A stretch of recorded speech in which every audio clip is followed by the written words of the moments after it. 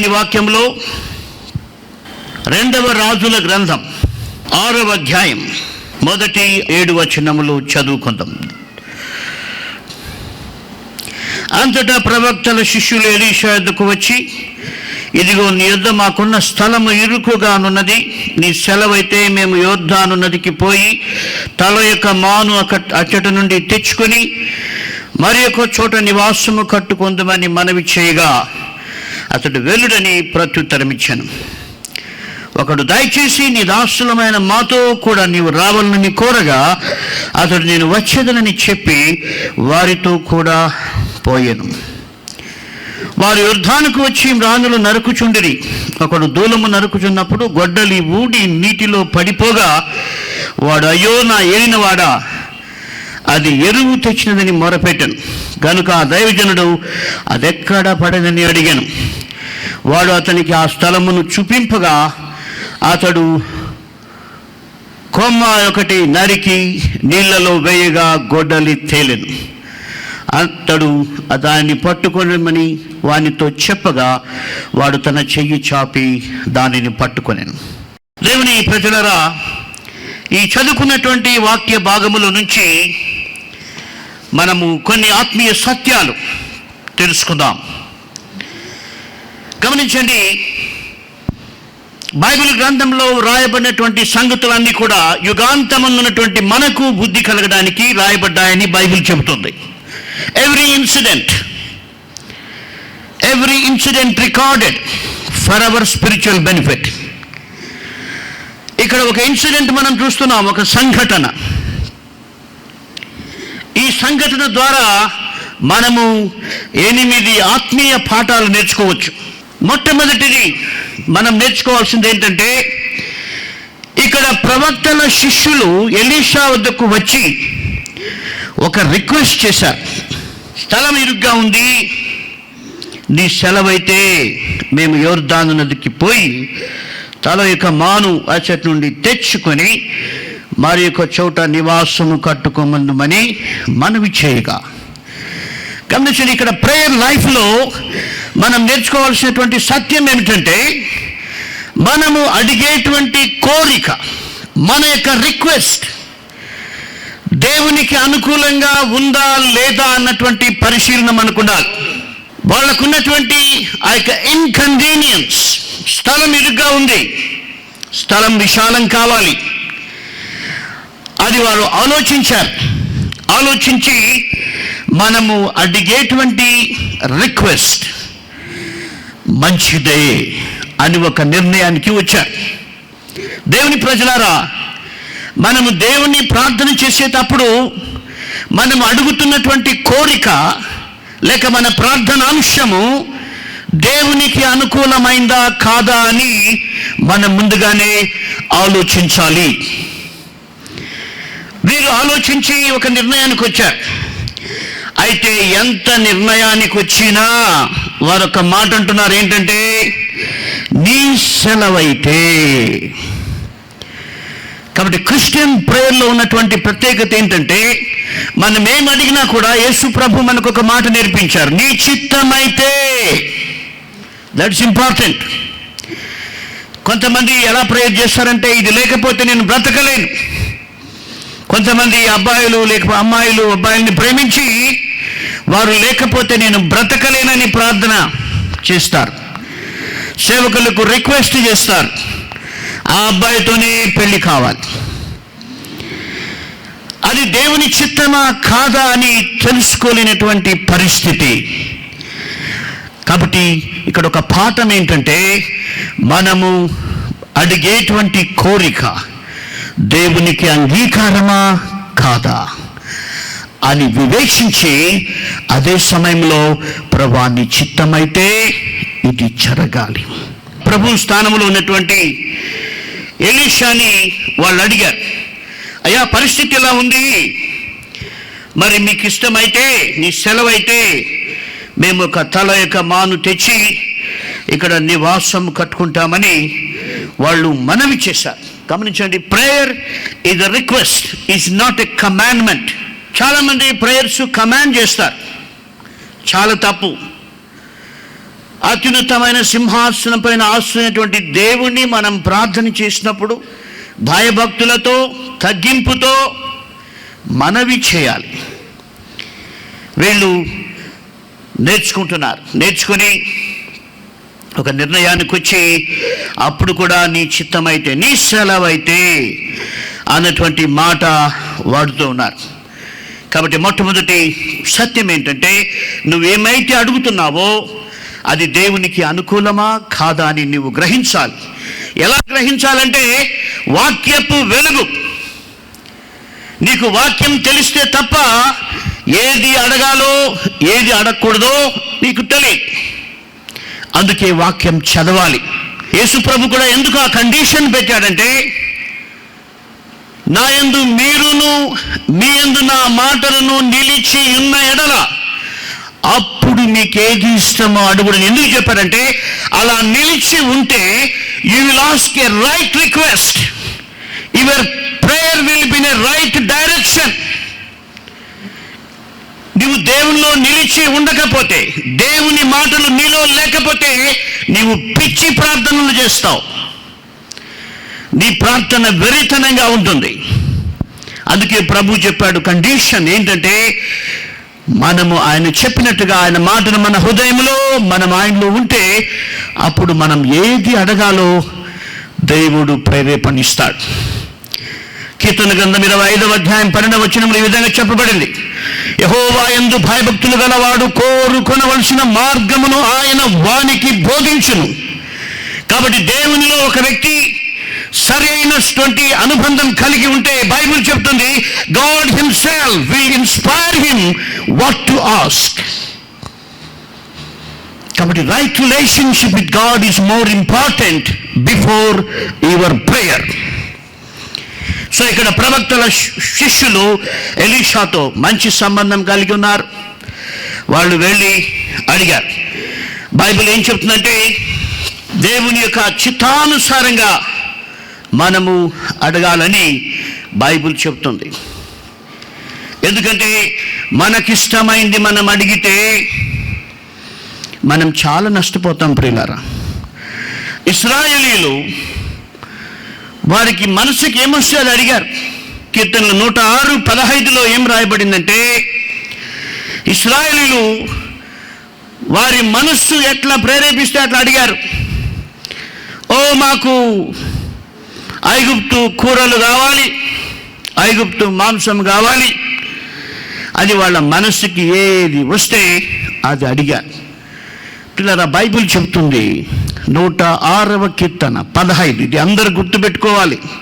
Bible చెప్తుంది, వారు కోరినది ఆయన వారికిచ్చెను, ఆయనను వారి ప్రాణములకు ఆయన క్షీణత కలుగజేశాను.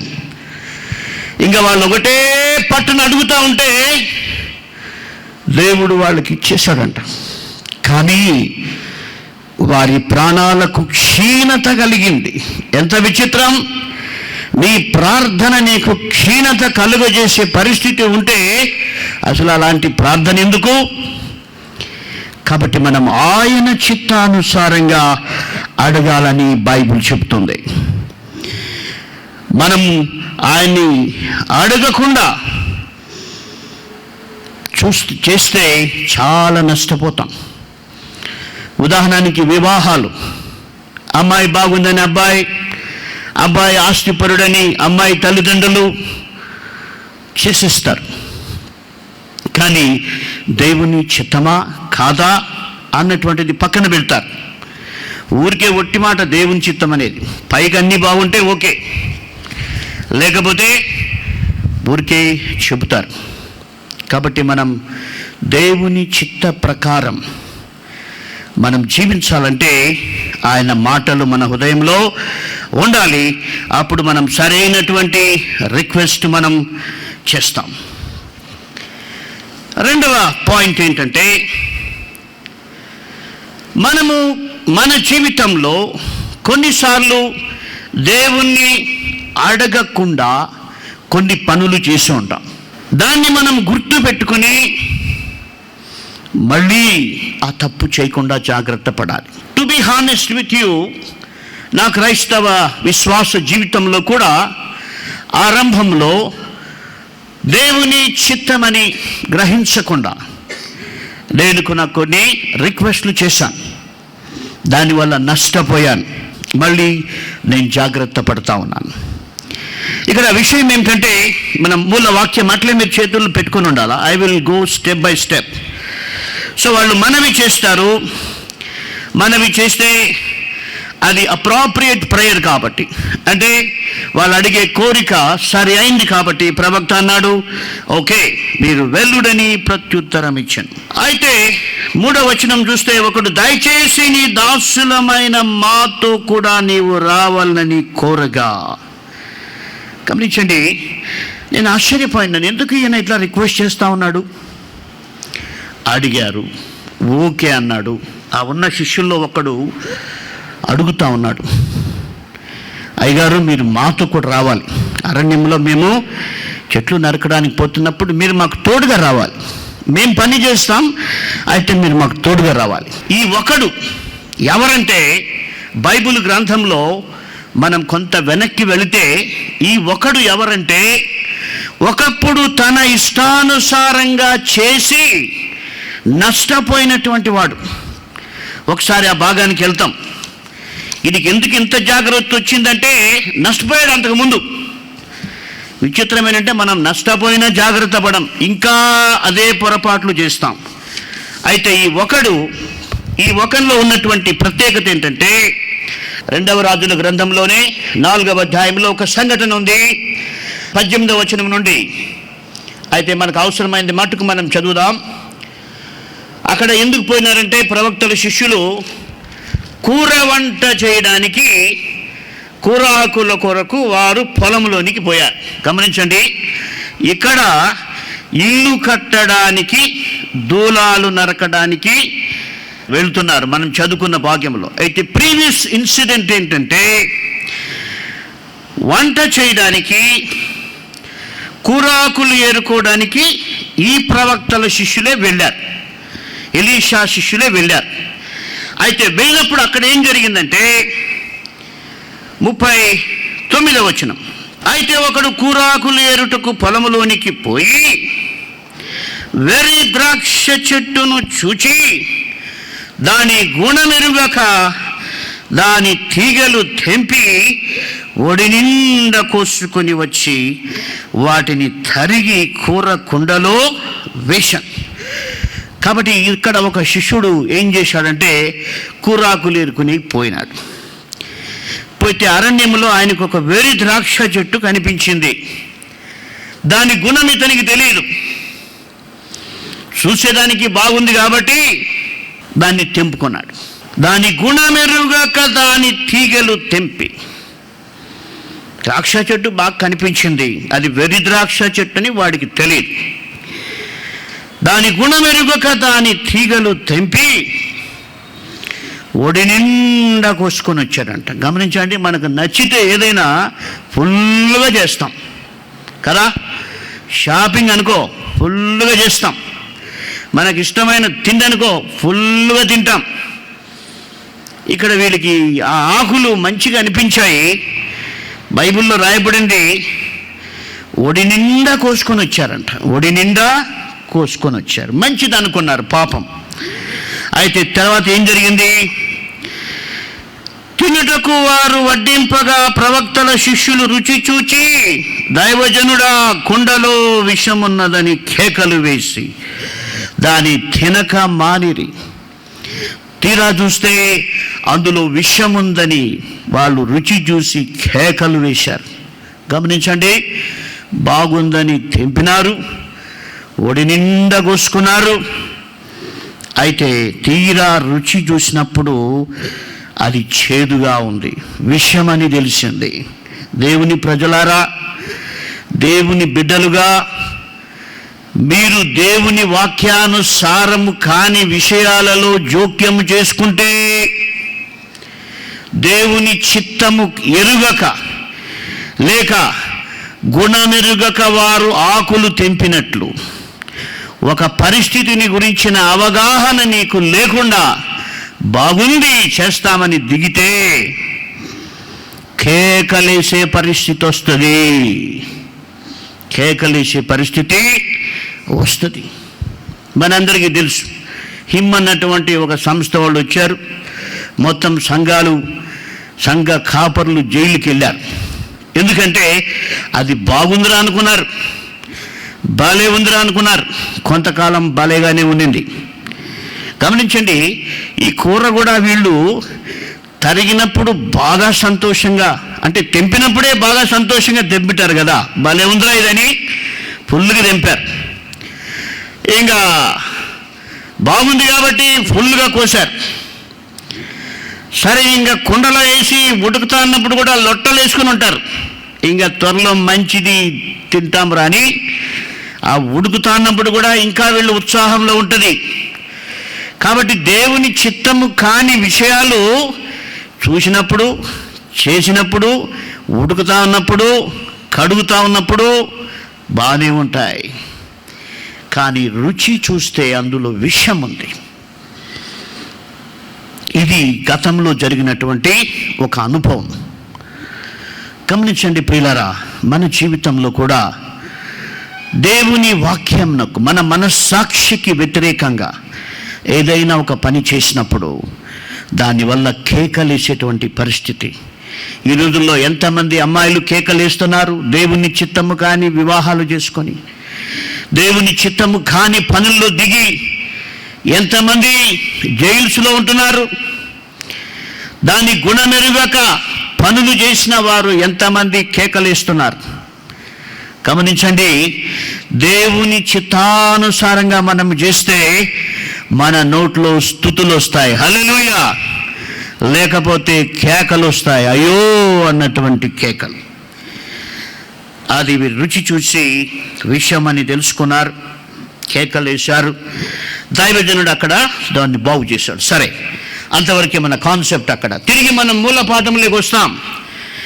ఇప్పుడు ఉన్నటువంటి ఒకడు, నేను అనుకుంటాను, ఆ రోజున కూరాకులు తెంపి ఒడి నిండా కోసుకొని వచ్చిన వాడే. అందుకని తీరా ఇప్పుడు దూలం నరికేకపోతున్నప్పుడు వీడికి పాత అనుభవంతో ఒక అనుభవం వచ్చి, అయ్యగారు మీరు మాతో కూడా రమ్మన్నారు, హల్లెలూయా. గమనించండి, అతని గత జీవితంలో ఒక ఫెయిల్యూర్ ప్రవక్తతో మరింత సన్నిహిత అనుబంధం పెట్టుకోవడానికి ఉపయోగపడింది. కాబట్టి మన జీవితంలో ఫెయిల్యూర్స్ ఉండవచ్చు, దాని గురించి కృంగిపోవాల్సిన పని లేదు. We are human beings. అయితే you should learn a lesson. నువ్వు ఒక పాఠం నేర్చుకోవాలి. నువ్వు దేవునికి దగ్గర అవ్వాలి. దేవునికి దగ్గర అవ్వడానికి నీ ఫెయిల్యూర్ ఒక స్టెప్ కావాలి.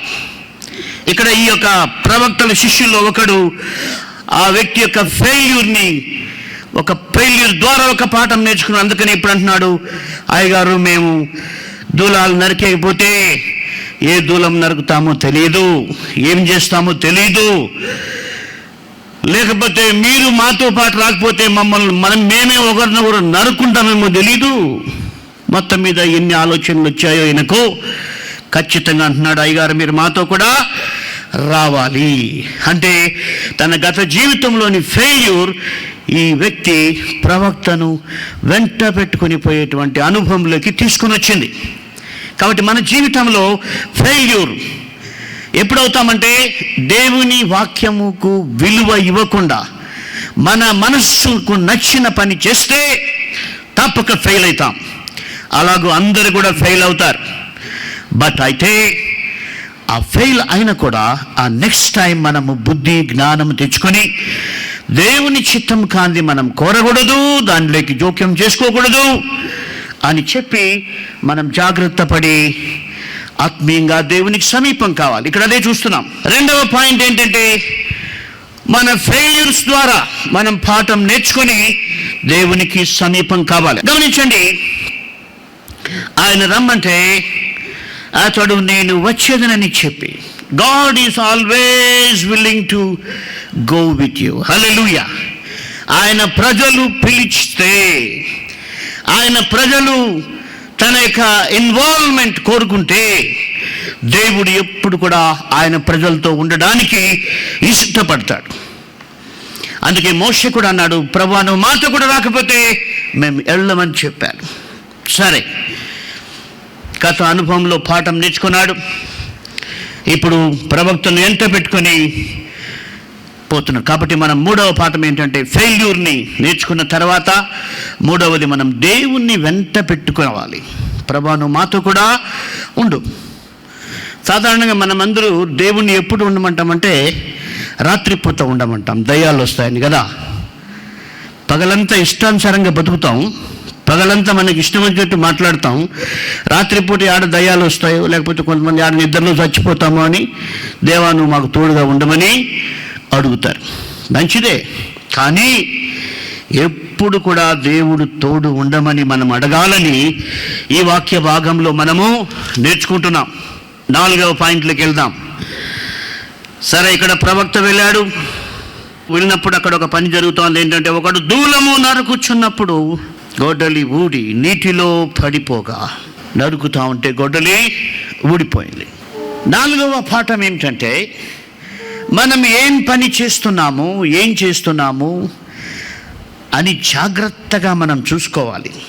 బైబిల్ చెప్తుంది, వివేకవంతులు తమ నడతలను సరిగా పరిశీలించుకుంటారని. గమనించండి, ఏ గొడ్డలి కూడా ఉన్నపాటున ఠక్మని ఊడిపోదు. నేను కూడా చిన్నప్పుడు కట్టెలు కొట్టాను. సో గొడ్డలి కొడతా ఉన్నప్పుడు మధ్యలో అది ఎక్కడో లూజ్ అయిపోతుంది. అది గమనించకుండా కొడుతూ ఉంటే మళ్ళీ అది ఊడిపోతుంది. అంతేగాని ఒక్కసారిగా సాధారణంగా ఊడదు. దాన్ని అప్పుడప్పుడు అందుకని మళ్ళీ దాన్ని ఫిట్ చేస్తారు. ఆ గొడ్డలిని కట్టెలో ఫిట్ చేస్తారు, ఎందుకంటే కొడతా ఉన్నప్పుడు లూజ్ అయిపోతుంది. కాబట్టి ఇతను జాగ్రత్తగా చూసుకోలేదు. కాబట్టి మన జీవితము జాగ్రత్తగా పరిశీలించుకోవాలి.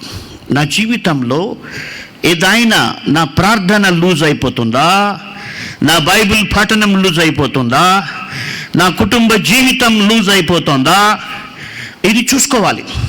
జాగ్రత్తగా చూసుకోకపోతే నష్టపోతాం. నాకు అనిపించింది అది ఆలోచన చేస్తున్నప్పుడు, అసలు ఎందుకు నా పక్క చూసిండు అంటే, నేను అనుకుంటాను వీడు వేరే వాళ్ళని చూస్తా నరుకుతూ ఉంటాడు, వేరే వాళ్ళని చూస్తా నరుకుతూ ఉంటాడు. మనకు ఒక పాడు అలవాటు ఏంటంటే, వేరే వాళ్ళ జీవితాలు చూసేకి మన టైం వెచ్చించి మన జీవితాన్ని చూసుకోలేనటువంటి పరిస్థితి. గొట్టలి ఊడిపోయేది గమనించలేదంటే వేరే వాళ్ళతో పోటీ పడ్డాడేమో, వాళ్ళకంటే ముందు నేను నరకాలని, లేకపోతే అందరూ మెచ్చుకోవాలని ప్రయత్నం చేస్తున్నాడేమో. అంటే డిస్ట్రాక్షన్ అయింది. గమనించండి, మన స్పిరిచువల్ లైఫ్ డిస్ట్రాక్షన్ కాకుండా జాగ్రత్త పడాలి. అపవాది మన ఆత్మీయ జీవితం లేక ఏకాగ్రత దెబ్బతినేట్టుగా అనేక విషయాలు మన ముందు కనిపిస్తాయి, మన చుట్టూ కనిపిస్తాయి. But we should be careful about our own spiritual life. కాబట్టి ఆయన అది చూసుకోలేదు, ఆయన గొడ్డలి పడిపోయింది. కాబట్టి మనం జాగ్రత్తగా చూసుకోవాలి. ఇది 4వ point. Okay, I will move to 5th point. గమనించండి, జాగ్రత్తగా చూసుకోవాలి. మన ఏకాగ్రత దెబ్బతినకూడదు, మన క్వైట్ టైం దెబ్బతినకూడదు, మన ప్రార్థన జీవితం దెబ్బతినకూడదు. ప్రతి వారు కూడా సాక్రిఫైస్ చేసేది ఏంటంటే ప్రేయర్ లైఫ్ని, బైబిల్ రీడింగ్ని. లేటుగా లేస్తారు, ఆ క్యాలెండర్లో ఉన్న వాక్యం చూస్తారు, పరిగెత్తా ఉంటారు. అంటే చదవాలి కాబట్టి చదవటమని. నిద్ర కొరకు దేవునితో చేసే సహవాసాన్ని పోగొట్టుకుంటున్నాం, మన కాన్సన్ట్రేషన్ పోగొట్టుకుంటున్నాం. అలా మనం ఉండకూడదు. సరే, 5వ పాయింట్. అది వాళ్ళు ఎక్కడ నరుకుతున్నారో వాళ్ళకి తెలుసు. బైబిల్ చెప్పబడింది, వాళ్ళు యోర్దాను నది దగ్గరకు వెళ్ళారు నరకడానికి దూలాలు. కాబట్టి నది పక్కన ఉన్నటువంటి చెట్లు నరుకుతూ ఉన్నారు. పరిసరాలు ఆ వ్యక్తి గమనించుంటే, అంటే అరే ఈ గొడ్డలి ఊడితే నదిలో పడిపోతుంది అన్నటువంటి పరిసరాలు ఆయన గమనించుకొని ఉంటే జాగ్రత్తగా ఉండేవాడేమో. కాబట్టి మనం పరిసరాలు చూసుకోవాలి. మనం పడితే ఎక్కడ పడతామో కూడా తెలుసుకోవాలి. చాలా ఆత్మీయంగా పడిపోయే పరిస్థితి. నేను ఎప్పుడు చెప్తాను నా ప్రసంగాల్లో, పాతకాలంలో అపవాది మనుషుల్ని పడేసినప్పుడు తెలిసిపోయేది. అంటే ఒక ఎగ్జాంపుల్ ఏంటంటే, పాతకాలంలో సైతాన్ని మిద్దెపై నుంచి మనుషులను తోసేసేది. వాడు కింద పడినప్పుడు తెలిసేది, పడి కాలు చేయి ఇరిగి. కానీ ఇప్పుడు అపవాది ఏం చేస్తుందంటే, మనుషుల్ని తోయడం లేదు, లిఫ్ట్లో దించేస్తా ఉన్నాడు. వాడు కింద పడిపోయిందే తెలియదు, అక్కడ కిందికి వచ్చిందే వాడికి తెలియదు. కాబట్టి చాలా కుయుక్తితో అపవాది ఆత్మీయ జీవితాలని దోచుకుంటాడు. కాబట్టి మన పరిసరాలు గమనిస్తే మనం జాగ్రత్తగా ఉంటాం. మనం ఎవరి మధ్యలో ఉన్నాం? ఈ సమాజం కుళ్ళు, కల్మషం, మోసం, అక్రమంతో నిండిపోయిన సమాజంలో మనం ఉన్నాం. మనం చుట్టూ ఉన్నటువంటి పరిస్థితి అది. మన ఆత్మీయ జీవితం పడితే ఆ భ్రష్టత్వంలోకి పడిపోతాం అన్నటువంటి జాగ్రత్త మనకు ఉండాలి. పరిసరాలు గమనించుకోవాలి. 6వ విషయం గమనించండి. పడిపోయిన తర్వాత అప్పుడు మాట అంటున్నాడు ఆయన, ఏమని? ఊడి పడిపోగా అయ్యో నా ఏలినవాడా, అది ఎరువు తెచ్చుకున్నదని మొరపెట్టెను. గమనించండి, వీడికి ఎరువు తెచ్చుకున్నదని ఎప్పుడు జ్ఞాపకం వచ్చిందంటే, అది పడిపోయిన జ్ఞాపకం వచ్చింది. ఆ బుద్ధే ముందే ఉండింటే జాగ్రత్తగా నరికింటాడు కదా. ఎక్కడో ఏకాగ్రత పెట్టి పోగొట్టుకున్నాడు. పోయిన తర్వాత వాడు గుర్తుకొచ్చి, అయ్యో నా ఏలినవాడా, అది ఎరువు తెచ్చినదని మొరపెట్టాను. గమనించండి, బైబిల్ చెప్తుంది మనము మన సొత్తు కాదు. కొరింథీ పత్రిక 6వ అధ్యాయంలో మనం చూస్తే భక్తుడు అంటున్నాడు 19-20 వచనాల్లో, మీ దేహము దేవుని వలన మీకు అనుగ్రహింపబడినది, మీలోనున్న పరిశుద్ధాత్మకు ఆలయమైనదని మీరు ఎరుగరా. మీరు మీ సొత్తు కారు, విలువ పెట్టి కొనబడినవారు కనుక మీ దేహముతో దేవుని మహిమపరచుడి. బైబిల్ చెప్తుంది అసలు మనం మన సొత్తు కాదు. మన ఇష్టానుసారంగా బతకడానికి లేదు. మనం దేవుని దగ్గర నుంచి ఇది ఎరువు తెచ్చుకున్నటువంటి జీవితం. దేవునికి మళ్ళీ లెక్క అప్పజెప్పాలి. ఎందుకంటే ఎప్పుడో రోజు మనం ఈ లోకం వదిలిపెట్టి వెళ్ళిపోతాం కదా. అప్పుడు దేవుడు కనికరించి ఇచ్చినటువంటి నీ రక్షణ గురించి, నీ యొక్క జీవితం గురించి నువ్వు దేవునికి లెక్క అప్పచెప్పాలి. కాబట్టి మనం మన సొత్తు కాదని, దేవుని సొత్తని గమనించి మనము ముందుగానే జాగ్రత్త పడాలి. సరే, 7వ విషయం. సరే, ప్రవక్త అంటున్నాడు అది ఎక్కడ పడినని అడిగాను. ప్రవక్తకు తెలుసు అది ఎక్కడ పడిపోయిందో. అయితే అతన్ని అడుగుతూ ఉన్నాడు. గమనించండి, మన జీవితంలో ఏదన్నా పోగొట్టుకుంటే దేవునికి మొర్ర పెట్టాలి, పొరపాటును గ్రహించాలి, ఎక్కడ పోగొట్టుకున్నామో దేవునికి చెప్పాలి. అందుకే ప్రకటన గ్రంథం 2వ అధ్యాయం 5వ వచనంలో చెప్పబడింది, నీవు ఏ స్థితిలో నుండి పడిపోతే అది జ్ఞాపకం చేసుకుని మారు మనస్సు పొందు. కాబట్టి మనం ఎక్కడ పడిపోయామో మనకు మాత్రమే తెలుసు. ఇక్కడ సభలకు వచ్చి కూర్చున్నాం, కానీ మనలో కొంతమంది ఆత్మీయతలో ఎక్కడ పడిపోయామో నీకే తెలుసు. బైబిల్ చెప్తుంది నువ్వు దేవునితో రైట్ రిలేషన్షిప్ కలిగి ఉండాలి. నువ్వు ఎక్కడ పడిపోయావో దేవుని దగ్గర చెప్తే చెప్పాలని దేవుడు కోరుతా ఉన్నాడు. ఒక రియల్ కన్ఫెషన్. సరే, ఆ వ్యక్తి చూపించాడు. 8వ పాయింట్, చివరి పాయింట్ గమనించండి. చూపించినప్పుడు ఆ గొడ్డలి పైకి తేలింది. ఒక కొమ్మ ఒకటి నరికి నీళ్ళలో వేస్తే గొడ్డలి తేలింది. చాలా ఆశ్చర్యం. లా ఆఫ్ గ్రావిటీకి కంప్లీట్గా వ్యతిరేకమైన పని అక్కడ జరిగింది. బరువైన వస్తువు కిందకి దిగుతుంది కానీ పైకి తేలదు. కాబట్టి 8వ పాయింట్ మనం నేర్చుకోవాల్సిందంటే దేవుడు సమస్తము చేయగలడు. హల్లెలూయా. ఆయన ఎలాంటి సమస్యనైనా పరిష్కరించగలడు. నేను అనుకుంటాను అదేదో ఒక మ్యాజిక్ మాదిరి జరగలేదు. నేను అనుకుంటున్నాను either God might have made that neck less weight than water.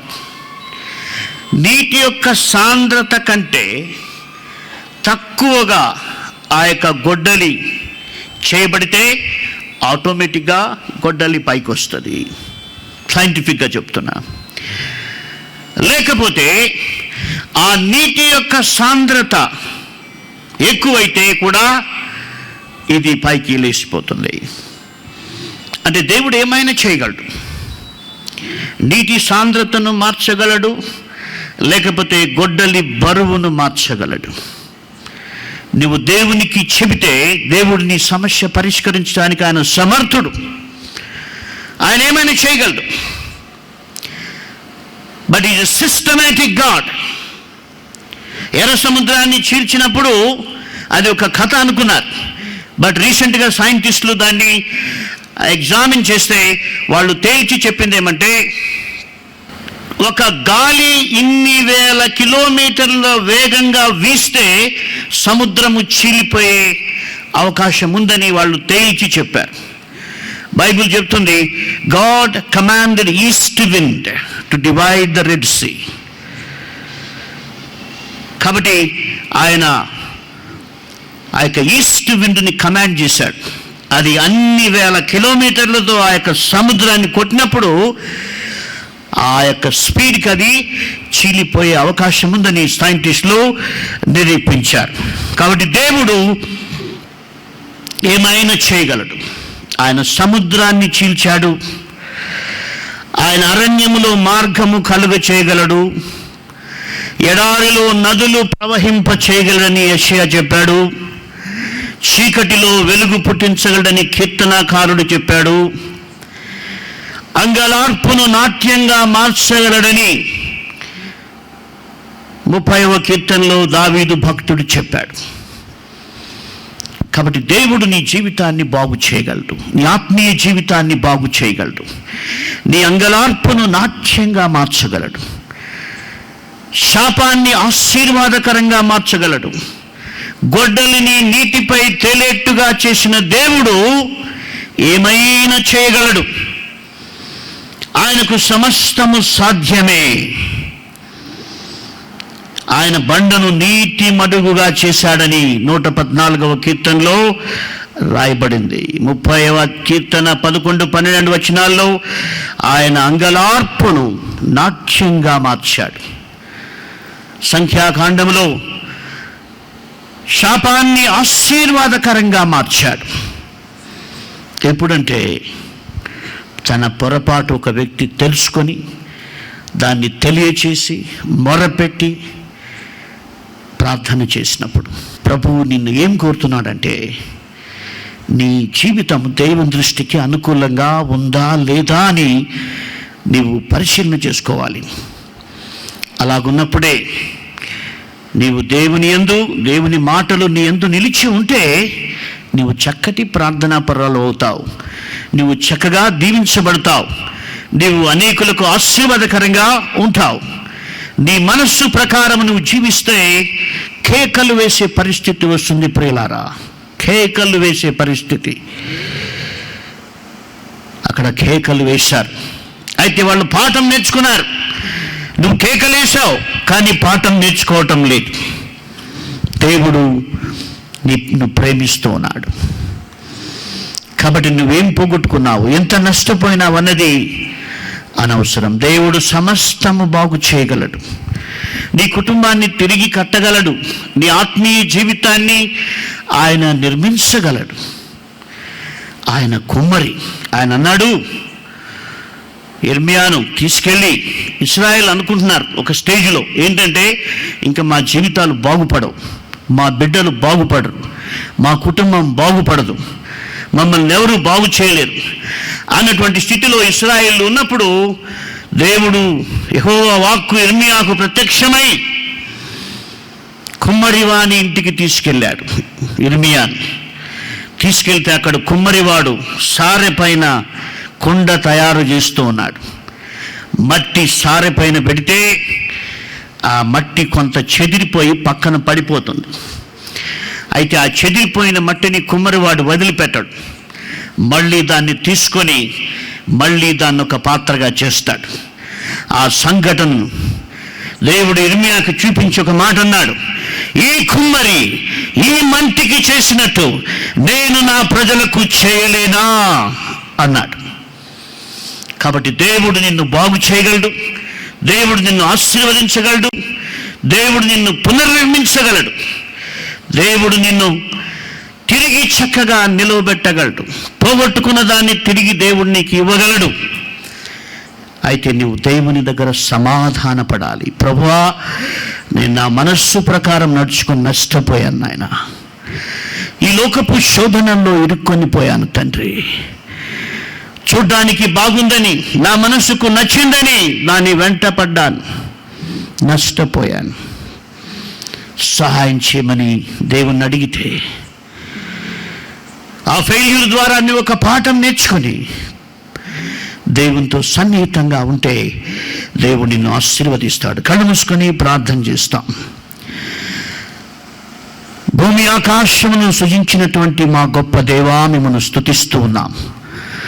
అవును తండ్రి, మీ నోట నుండి వచ్చు ప్రతి మాట వలన మేము జీవించుదామని మీరు సెలవిచ్చిన ప్రకారం ఈ దినం చదువుకున్న వాక్య భాగంలో మాకు నేర్పించినటువంటి పాఠాల కొరకై మేము స్తుతిస్తున్నాం ప్రభువా. అవును తండ్రి, మేము అనేక మనవులు చేస్తూ ఉన్నాం. అయితే మీతో మేము సరైన అనుబంధం ఉన్నామా లేదు అన్నటువంటిది ప్రశ్నించుకోవాలని, మరియు ప్రభా మేము మీ యందును మీ మాటలు మా యందు నిలిచి ఉంటే మేము మంచి ప్రార్థన చేయగలమని మాకు నేర్పించారు. రెండవదిగా ప్రభా, మేము గతంలో మిమ్మల్ని అడగకుండా మా ఇష్ట ప్రకారం చేసి నష్టపోయాం. తిరిగి అలాంటి పొరపాటు చేయకుండా మాకు సహాయం చేయండి. మూడవదిగా, మా భవిష్యత్తు జీవితంలో మిమ్మల్ని వెంట పెట్టుకొని మిమ్మల్ని కలిగి జీవించుటకు సహాయం చేయమని మనవి చేస్తూ ఉన్నాం మా ప్రభువా. నాలుగవదిగా, మా తండ్రి, నా ఆత్మీయ జీవితాన్ని జాగ్రత్తగా పరిశీలించుకోవడానికి సహాయం చేయండి. అవును తండ్రి, గొడ్డలి ఒక్కసారే ఊడిపోదు, అది సడలి సడలి సడలి పడిపోయింది. కాబట్టి నా జీవితంలో సులువుగా చిక్కులో పెట్టు పాపములో ఇరుక్కొని సడలిపోయి ఊడి పడిపోకుండా సహాయం చేయమని ఒక ప్రార్థన అంశం మనం నేర్చుకోవాలని దేవుడు కోరుతూ ఉన్నాడు.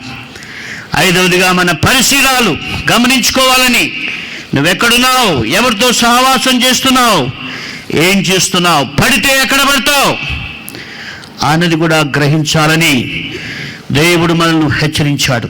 మనం అలాగను ప్రార్థన చేసుకుందాం. ప్రభువా, నాకు అలాంటి పరిశీలన ఇవ్వండి. ఆరవదిగా, మనం సొత్తు కాదని దేవుడు మనల్ని హెచ్చరించాడు. మనం ఆయన సొత్తని, మన సొంత జీవితం ఏది లేదని, ఆయన సొత్తుగా మనం ఉండకపోతే ఎప్పుడో ఈ లోకంలో చనిపోయి ఉండవలసిన వారమని గ్రహించి మన జీవితం ద్వారా ఆయనకు లెక్క అప్పచెప్పవలసిన వారమై ఉన్నామని, మనము ఎరువు తెచ్చుకున్న జీవితం అందని గ్రహించాలని ప్రభు హెచ్చరించాడు. అలాగున మనం ప్రార్థన చేసుకున్నాం. చివరిగా, నువ్వు పోగొట్టుకున్న దాన్ని తిరిగి ఇవ్వడానికి దేవుడు శక్తిమంతుడు, ఆయన సమస్తం చేయగలడు. ఆ విషయం కూడా మనం ప్రార్థన చేసుకున్నాం. దయగల ప్రభువా, మీ వాక్యంలో నేర్చుకున్న పాఠములన్నిటి ప్రకారము మేము జీవించుటకు సహాయం చేయమని మనవి చేస్తూ ఉన్నాం. మీ వాక్యములు మీరు సెలవిచ్చున్నారు. యెహోవా తన్ను ప్రేమించిన వారిని గద్దించి శిక్షించునని మీరు సెలవిచ్చారు. మరియు మా ప్రభువా, యెహోవా గద్దింపును పొందిన నరుడు ధన్యుడని యోబు సెలవిచ్చాడు. కాబట్టి మీరు మమ్మల్ని హెచ్చరించినటువంటి హెచ్చరికలను జ్ఞాపకం పెట్టుకున్న వారమై మీ కొరకు జీవించుటకు మరింత సమీపముగా మిమ్మల్ని వెంట పెట్టుకొని మీకు మహిమకరంగా జీవించుటకు సహాయం చేయమని, మా ఆత్మీయ జీవితాలతో మాట్లాడమని, ఈ స్వరం వింటున్నటువంటి వారి జీవితాలను కూడా మీరు బాగు చేయుటకు శక్తిమంతుడని గ్రహించుటకు కృప అనుగ్రహించుమని యేసు శక్తిగల నామమున ప్రార్థిస్తున్నాము తండ్రి. ఆమెన్.